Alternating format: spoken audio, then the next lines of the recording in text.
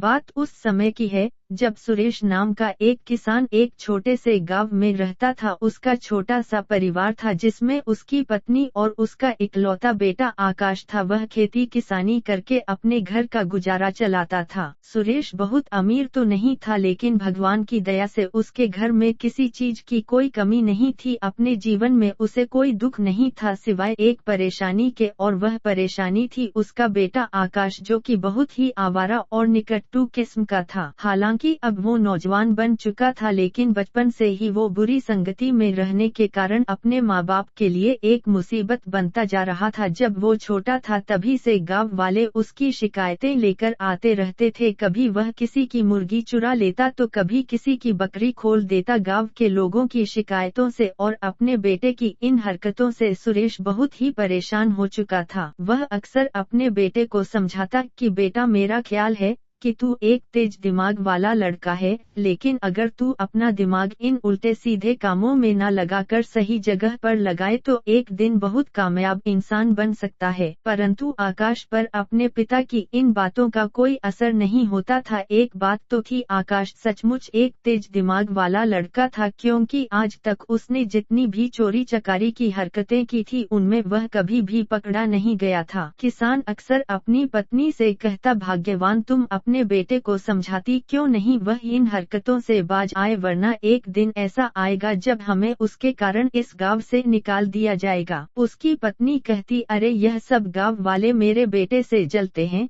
आखिर वह ऐसा करता ही क्या है। उसकी छोटी मोटी शरारतों को यह गांव वाले बढ़ा चढ़ाकर तुम्हें बताते हैं, जरा उनके खुद के बच्चों को तो देखो, वह कौन सा दूध के धुले हैं। एक दिन जब चंदन अपने पड़ोस के गांव में घूम रहा था कि तभी उसकी नजर एक घर पर पड़ी। उस घर के बाहर खड़ा हो गया। उसने देखा कि घर के अंदर एक बूढ़ा आदमी हाथ में छड़ी लिए हुए चीजों को इधर उधर टटोलता हुआ चल रहा था, जिससे यह बात साफ हो गई कि वह बूढ़ा एक अंधा है। वह वापस अपने गाँव की तरफ चल दिया। चलते चलते सोच रहा था कि वह इतना सारा माल अकेले उस घर से नहीं निकाल सकता, उसे इस काम के लिए किसी और की भी सहायता लेनी पड़ेगी ताकि ज्यादा से ज्यादा माल चुराया जा सके। सोचते सोचते उसका ध्यान उसके दोस्तों की तरफ गया जो उसी की तरह आवारा थे। आकाश उसी समय अपने कुछ आवारा दोस्तों के पास गया और उनसे कहने लगा, भाइयों, आखिर कब तक हम यूं ही छोटी मोटी चोरियां करके अपना समय खराब करते रहेंगे? क्यों न कोई ऐसी चोरी की जाए जिसमें बड़ा माल हाथ लगे और कई दिनों तक हमारा ऐशो आराम चलता रहे। आकाश बोला, एक ऐसा घर ढूंढ भी लिया है,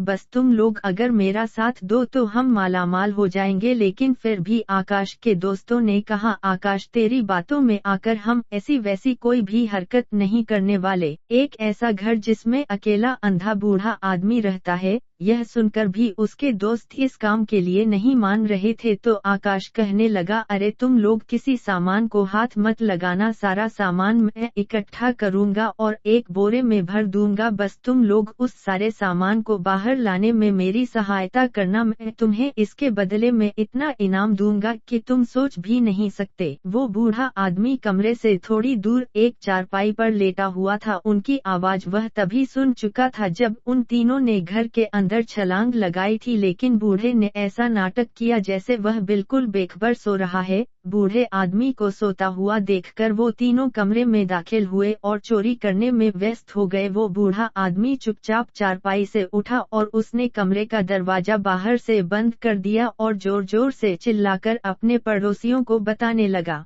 लोगों ने उन तीनों चोरों को पकड़ा और आंगन में ही एक पेड़ के साथ बांध दिया। सुबह उन तीनों को कोतवाल के सामने पेश किया गया। आकाश के बाकी दोनों दोस्त आकाश से कहने लगे कि हम तुम्हारी वजह से इस मुसीबत में फंसे हैं। आकाश उन दोनों से कहने लगा, तुम मेरी बात सुनो। हम सब ने कोतवाल के सामने यह बिल्कुल भी नहीं माना कि असली चोर कौन है। इस तरह से जब कोतवाल यह फैसला नहीं कर पाएगा कि असली अपराधी कौन है, तो फिर हम सजा पाने से बच जाएंगे। अगले दिन उन तीनों चोरों को कोतवाल के सामने पेश किया गया और फिर वह बूढ़ा आदमी कोतवाल से कहने लगा, कोतवाल साहब, मैं अंधा हूँ और मेरा एक बेटा है, जो व्यापार के लिए दूसरे शहर में गया हुआ है। मैं घर पर अकेला था और मुझे अकेला पाकर यह तीनों मेरे घर में घुसे, लेकिन शायद भगवान को कुछ और ही मंजूर था और मैंने इन तीनों को हाथों पकड़ लिया और कमरे में बंद कर दिया। अब मेरी आपसे गुजारिश है कि आप इन तीनों को ऐसी सजा दीजिए। फिर कोतवाल तीनों चोरों से कहता है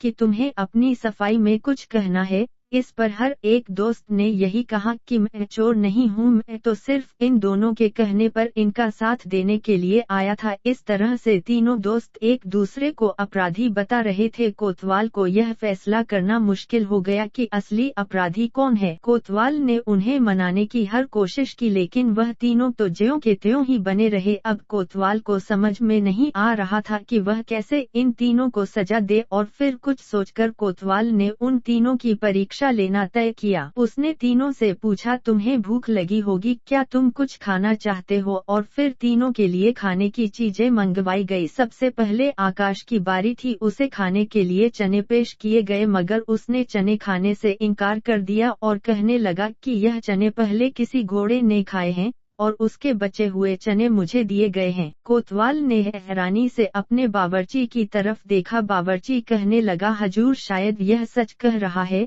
कल जब मैंने आपके घोड़े को चने दिए थे तो मैंने वह थैला लाकर रसोई घर में रख दिया था और उधर एक दूसरा थैला भी पड़ा था। मैं यह भूल गया कि घोड़े के सामने कौन सा थैला रखा था। शायद यह चने मैं उसी थैली में से निकाल कर लाया हूँ जो घोड़े ने खाए थे। यह सुनकर कोतवाल सोच में पड़ गया। के बाद दूसरा दोस्त, जिसका नाम राहुल था, उसे दूध पीने के लिए दिया गया। वो दूध पीने से पहले उसे सूंघने लगा और कहने लगा, यह दूध जहरीला है, इसमें जहर मिलाया गया है, इसलिए मैं इसे नहीं पी सकता। कोतवाल ने एक बार फिर से अपने बावर्ची की तरफ देखा और उसे दूध की जांच करने के लिए कहा। बावर्ची ने एक दूसरे बर्तन में दूध को उड़ेला तो उसके अंदर एक मरी हुई छिपकली पड़ी थी, जिसे देखकर सब लोग हैरान रह गए। अब तीसरे दोस्त की बारी थी। उसे मांसाहार पसंद था, इसलिए उसे खाने के लिए मांस पेश किया गया। जैसे ही उसने मांस का एक निवाला उठाया तो कहने लगा, यह कुत्ते का मांस है।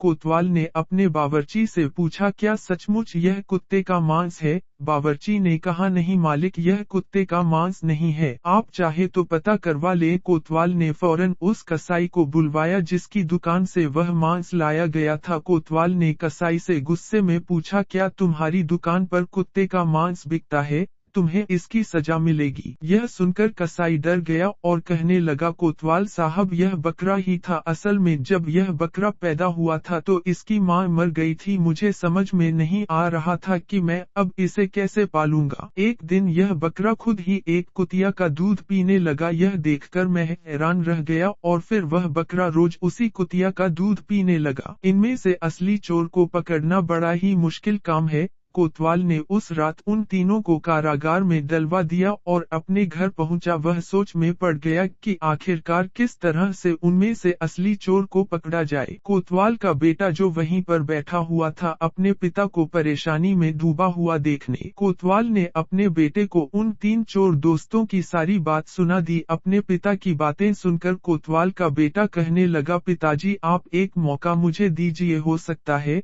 कि मैं आपको असली चोर का पता लगाने में सहायता कर सकूं। कोतवाल के बेटे के सामने उन तीनों चोर दोस्तों को पेश किया गया। कोतवाल का बेटा कहने लगा, देखो भाइयों, तुम तीनों को डरने की कोई आवश्यकता नहीं है। मैं तो यहाँ पर तुम तीनों को एक कहानी सुनाने के लिए आया हूँ। उसकी यह बात सुनकर वहाँ पर मौजूद सभी लोग हैरान थे कि कोतवाल का बेटा यहाँ पर चोर पकड़ने आया है या फिर कोई किस्से कहानियां सुनाने के लिए। और फिर कोतवाल के बेटे ने अपनी कहानी सुनाना शुरू की। वह कहने लगा, किसी नगर में एक लड़की अपने पति के साथ रहती थी। एक दिन उसे चिट्ठी मिली जिसमें लिखा था कि उसका पिता बहुत ही ज्यादा बीमार है और उसे इलाज के लिए पैसों की आवश्यकता है। लड़की के पास तो कोई पैसे थे नहीं, तो उसने अपने पति से कहा कि मेरे बाबा बहुत बीमार हैं, और मुझे उनके इलाज के लिए पैसों की आवश्यकता है। उसके पति के पास भी उस समय पैसे नहीं थे, लेकिन उसने अपनी भैंस बेचकर पैसे इकट्ठे किए और अपनी पत्नी को दे दिए और उसे पिता के घर की तरफ रवाना कर दिया। रास्ते में उस लड़की को एक बेईमान आदमी ने देख लिया और लड़की को अकेला पाकर उसने लड़की का रास्ता रोक लिया, लेकिन वह लड़की कहने लगी, भगवान के लिए मुझे जाने दीजिए, मैं तो तुम्हारी बहन की तरह हूँ। लड़की की हालत देखकर उस आदमी के मन में दया आ गई और उसने लड़की को जाने दिया। लड़की ने उसका धन्यवाद किया और आगे चल पड़ी। वह थोड़ी ही दूर गई थी कि उसे चोरों ने घेर लिया और लड़की से कहने लगे कि तुम्हारे पास जो कुछ भी है